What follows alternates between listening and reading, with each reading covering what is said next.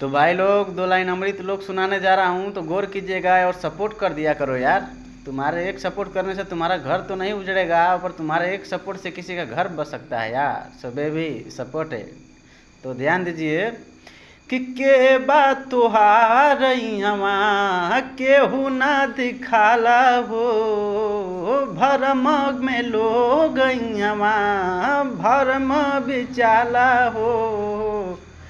तके बात तुहारी हवा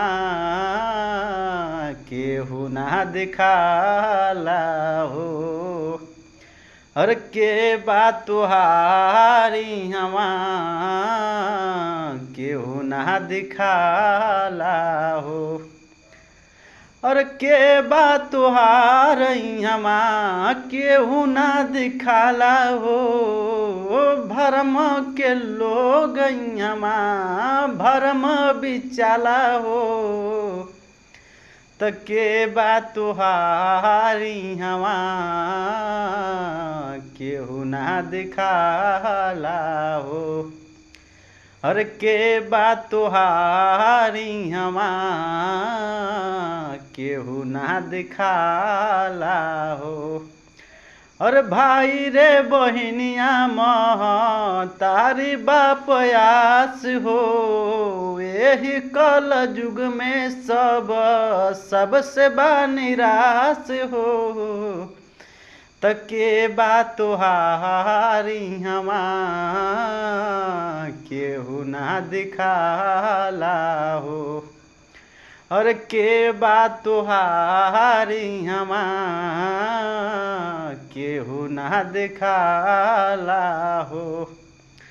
और माई रे बहनिया बाप भाई सब आस हो। यही कल युग में सबसे बा निराश हो।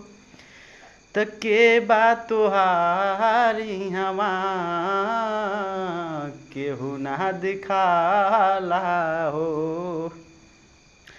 और आवे अकेला सबे अकेला ही जाला हो। के करा के आपन कहीं कुछो ना बुझाला हो। अरे आवे अकेला सबे अकेला ही जाला हो। के करा के आपन कहीं कुछो ना बुझाला हो। तके बात तुहारी हमा